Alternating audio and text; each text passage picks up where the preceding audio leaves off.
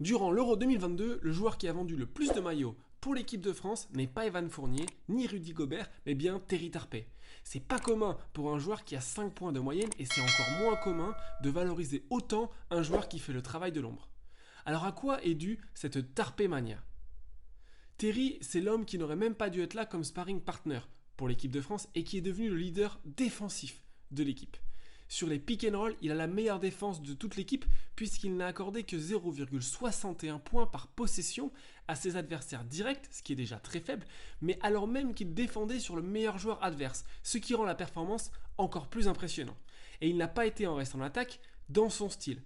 Peu de tirs, mais à très bon pourcentage, il a été ultra précieux. Quand il a été sur le terrain, les Français ont en moyenne dominé leurs adversaires de 11 points. C'est énorme et c'est le meilleur total de toute la compétition. Dans notre podcast, Éric Delors, son coach au MSB, l'avait élu joueur le plus sous-coté du championnat français. Et c'est pas pour rien, c'est un joueur rêvé pour un coach, mais parfois on s'en rend pas compte. Il y a des profils de joueurs très scoreurs à un niveau mais qui n'arrivent pas à passer au niveau supérieur. Et des joueurs comme Terry le font sans aucun effort. Le fait d'avoir des coéquipiers avec plus de talent le met lui encore plus en valeur. Alors quelle leçon nous apprend-il? Il ne prend aucun tir forcé, il fait jouer ses coéquipiers, il a de la vision, une bonne énergie, il défend, il anticipe et il ne ménage pas ses efforts. Et c'est une recette qui marche pour passer les niveaux. Cette année, des clubs d'Euroleague ont toqué à sa porte, et ce n'est pas pour rien, car il est monstrueux. Et cette recette, elle est facile à obtenir, que vous soyez joueur ou entraîneur. Vous voulez voir les clés? C'est parti. Ça commence forcément par la défense, et notamment avec 3 attributs. Il faut être bien positionné, il faut avoir les mains actives et il faut pouvoir anticiper parce qu'on connaît le jeu.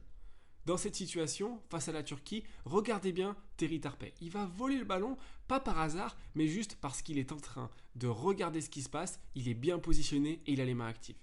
Ok, on revient en arrière. Regardez Terry. Il regarde le meneur qui va se lancer pour faire une passe désinvolte. Il a mis la main sous la balle. Donc il va forcément faire la passe. Lui, il est fléchi, il est prêt à intervenir.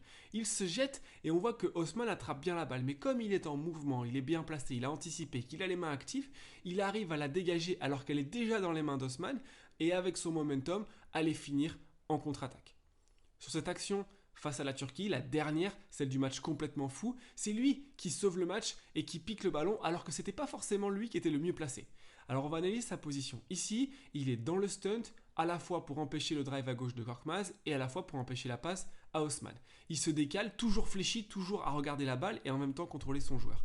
Et ici, Korkmaz va perdre la balle, c'est pas le mieux placé, mais il est fléchi, il est très bien positionné et là dès que la balle bouge, il se jette en avant et encore une fois, c'est pas le premier, mais avec les mains actives et en se jetant, c'est lui qui la prend pour donner la victoire à la France dans ce match complètement fou. Face à l'Espagne, il a fait pareil.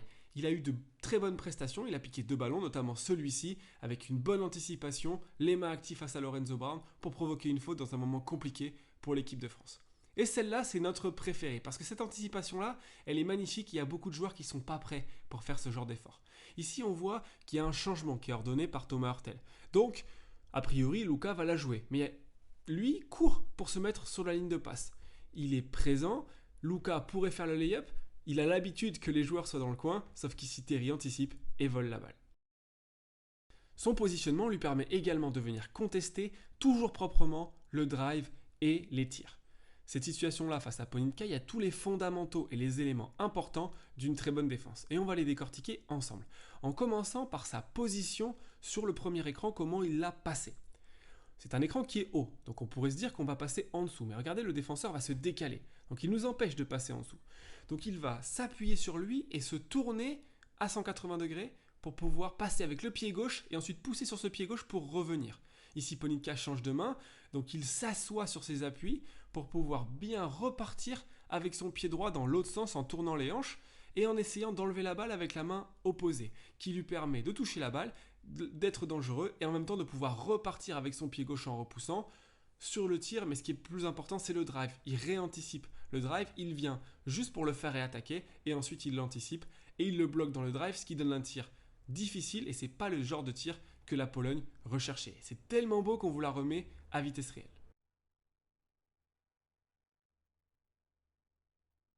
Cette action-là, face aux Italiens, face à Fontecchio, c'est très important de voir la protection. Il est resté face à lui, droit, Pas besoin de se jeter, d'essayer de contrer la balle, les bras en l'air pour montrer à l'arbitre qu'on ne fait pas de faute. Et laisser faire des choses compliquées. Là, en l'occurrence, c'est une passe et en plus, il est au rebond. Face à Lorenzo Brown, pareil. Il essaie de le gêner, de l'empêcher de faire ce qu'il veut. Et ensuite, il va au contact, les bras en l'air, sans essayer de faire une faute. Et il est encore au rebond. Il va chercher, même quand une fois le tir est raté, le rebond. Ici, on va changer. Pareil, il va être vigilant et il va venir intervenir, les bras en l'air, pour pouvoir ensuite se repositionner, prendre le rebond et pousser vers la contre-attaque.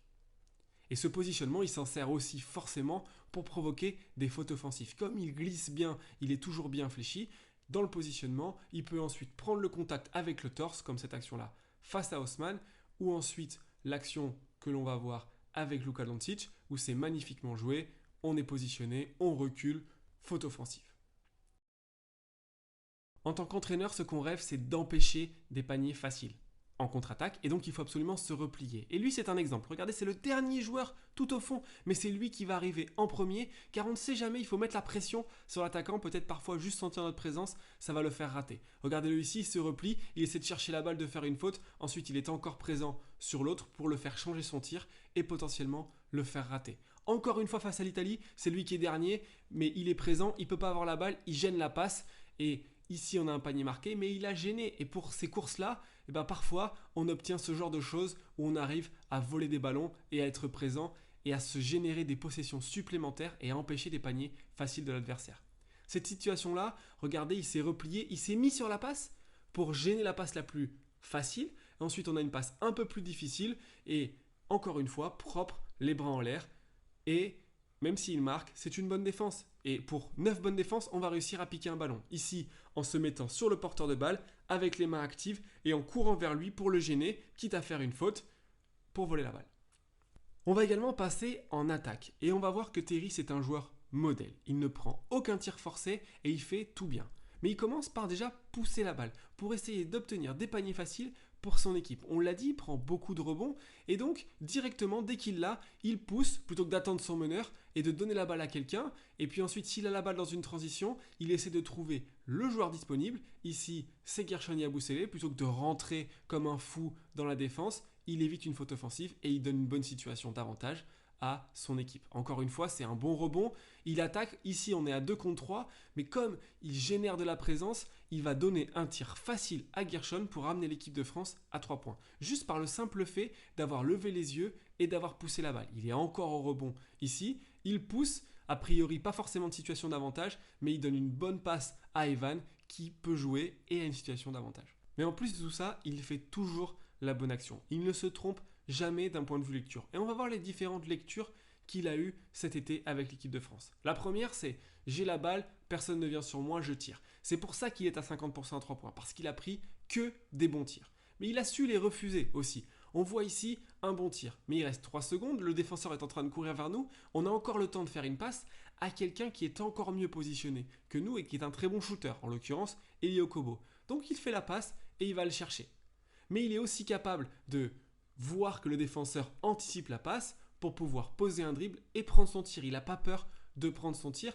On l'a dit, une bonne sélection de tirs, ça mène à des bons pourcentages et forcément à améliorer l'équipe. Et puis si jamais il y a un fort close-out sur nous, il réattaque, pas forcément pour se jeter fort dans les aides, mais pour donner la balle à ses coéquipiers. Ici, une passe magnifique pour Rudy Gobert. Puis il a également la vision du jeu, faire le bon choix tactiquement, c'est important, mais également, c'est pas juste sur ces situations à lui. Parfois, il se retrouve dans des situations, comme là ici sur la zone, où la passe, en plus dans un moment où l'équipe de France est en danger, est parfaite. Alors pourquoi elle est parfaite ? Ici, ils font zone, les Espagnols. Ils sont 2 en haut, 3 en bas. Ici, on voit qu'on a Hernan Gomez qui défend sur Yabusele et Hurtel. Donc avec une petite feinte du regard, il va forcer Hernan Gomez à faire un choix. Et derrière, il y a Guerschon qui est tout seul. La passe, elle est parfaite, dans le bon timing, et elle donne des points faciles dans un moment où l'équipe de France en avait énormément besoin. Et face à l'Italie, c'est pareil, il y a un switch, donc on cherche Rudy Gobert. Plutôt que d'écarter la balle, il a la balle tout seul, il est très bien positionné face au cercle, et donc on va lui donner la balle pour qu'il ait de lancer franc. Ça lui arrive de poser la balle en dribble, mais il le fait toujours de manière très très intelligente. On va analyser cette action-là face à l'Italie qui a l'air de rien, mais qui montre son savoir-faire. Si on revient en arrière, qu'est-ce qui se passe? L'équipe d'Italie est désorganisée et Rudy Gobert est en train de rentrer et donc va gêner Fontecchio et en plus faire un écran sur Nicolo Melli. Donc il prend l'espace, Melli est en retard et il a un lay-up. Ici, face à une autre situation, face à la Pologne, il s'écarte, puis ensuite il re-rentre. Alors pourquoi il s'écarte? Simplement parce que c'est le système. On l'avait d'ailleurs démontré, c'est un système pour donner un quart de terrain à Evan Fournier, il s'écarte. Or il voit que son joueur vient en aide sur Rudy Gobert, pendant que le joueur de Rudy Gobert vient en aide sur Evan Fournier. Plutôt que de s'écarter, il va recouper puisqu'il est tout seul pour être agressif. Mais il n'est pas agressif n'importe comment, surtout dans une équipe où il y a beaucoup de joueurs agressifs. Et puis il est partout. Absolument partout. Et cette énergie-là, elle est incroyable. Encore une fois, il part dans le dos, on voit que Doncic ne le regarde pas. C'est un peu la même situation pour être présent, soit pour la passe, soit pour le rebond off, avec cette énergie-là si caractéristique et qui lui a fait gagner la confiance de tous les fans français. Encore une fois, il se jette, il est présent, il touche la balle et il va la donner à Amath Mbaye pour un dunk facile. Et puis peut-être l'action décisive pour la médaille française, alors qu'à moins 4, s'il n'avait pas pris le rebond, le match aurait probablement été terminé. Celle qui fait gagner cette équipe de France, en tout cas lui permet d'aller en prolongation, c'est cette situation-là où il sent l'attaque de Rudy Gobert qui reste pas beaucoup et il y va pour claquer ce rebond offensif. Pour résumer, Terry Tarpey, c'est l'exemple à suivre si vous voulez passer les niveaux en tant que joueur ou les faire passer à vos joueurs si vous êtes entraîneur, avec cette attention défensive, cette énergie, mais également une intelligence offensive pour ne pas en faire trop, simplement être là pour faire briller ses coéquipiers, mais ne pas non plus être enfermé dans ce rôle et être capable d'attaquer et de mettre des tirs quand on est tout seul.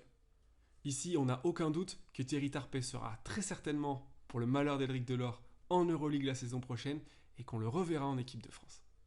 C'est la fin de cette vidéo, on espère qu'elle vous a plu. À bientôt.